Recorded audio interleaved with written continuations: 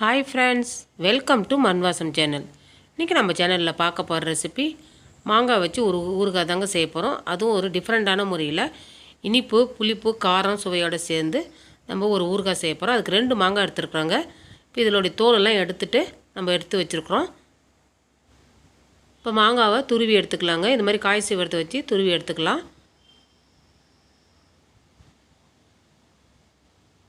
இந்த மாதிரி அழகாக துருவி எடுத்துக்கோங்க. நான் 2 மாங்காவுமே துருவி எடுத்துட்டேங்க. இந்த மாங்காய் பார்த்திங்கன்னா நல்லா கொஞ்சம் புளிப்பு சுவை இருக்கிற மாங்காவை எடுத்துக்கிட்டிங்கன்னா நல்லா இன்னும் சூப்பராக இருக்கும். இப்போ ஒரு பாத்திரத்தில் மாற்றிக்கலாங்க. துருவின மாங்காவை ஒரு பாத்திரத்தில் மாற்றிக்கலாம். இப்போ பார்த்திங்கன்னா சர்க்கரை 200 கிராம் சர்க்கரை சேர்க்குறேங்க. இப்போ நீங்கள் கப்பால் அளந்து மாங்காய் எடுத்திங்கன்னா 1 கப்பு மாங்காவுக்கு 1 கப்பு சர்க்கரை சேருங்க. இது கூட பார்த்திங்கன்னா ஒரு 5 கிராம்பு, ஒரு துண்டு பட்டை எடுத்துக்குங்க. அதையும் சேர்த்து போட்டுக்குங்க. இந்த மாதிரி ஒரு கரண்டி வச்சிங்கன்னா சர்க்கரையும் மாங்காவும் நல்லா கலக்கி விடுங்க. கையால் செய்யாதீங்க, கரண்டி வச்சு செய்யுங்க.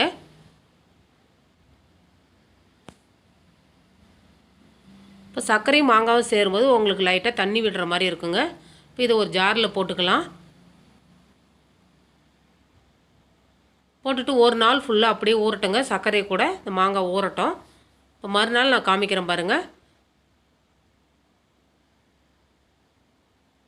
கொஞ்சம் தண்ணியும் இருக்குது. பார்த்திங்கன்னா நல்லா கொஞ்சம் கலர் மாறி இருக்குது பாருங்கள். சர்க்கரையில் நல்லா ஊறி கலர் மாறி இருக்குது. இப்போ ஒரு பாத்திரத்தில் மாற்றிக்கலாங்க.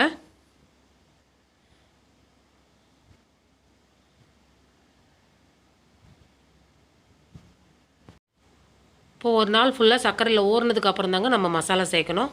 1/4 டீஸ்பூன் அளவுக்கு மஞ்சத்தூள் சேர்த்துக்குங்க. 1 டீஸ்பூன் கார மிளகாத்தூள் சேர்த்துக்குங்க. 1/4 டீஸ்பூன் சோம்புத்தூள், 1/4 டீஸ்பூன் மிளகுத்தூள் சேர்த்துக்குங்க. அதையும் சேர்த்துட்டு லைட்டாக கலக்கி விடுங்க.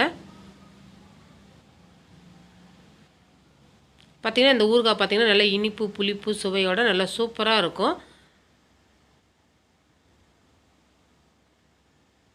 அவ்வளோதாங்க, நல்லா கலந்து விட்டாச்சு. இப்போ திரும்பவும் அதே ஜாரில் நம்ம மாற்றிக்கலாங்க.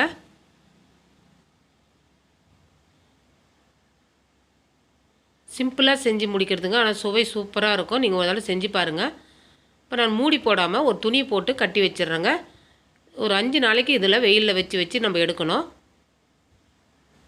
ஒரு நாளும் கரண்டியெல்லாம் நல்லா கிளறி விடுங்க.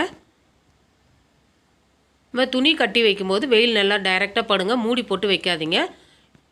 இப்போ நான் மேலே எடுத்து போய் வச்சுட்டு வந்துடுறேங்க. அவ்வளோதாங்க. இந்த ரெசிபி பிடிச்சிருந்ததுன்னா மண்வாசம் சேனல் லைக் பண்ணுங்கள், ஷேர் பண்ணுங்கள், கமெண்ட் பண்ணுங்கள், சப்ஸ்கிரைப் பண்ணுங்கள். தேங்க்யூ.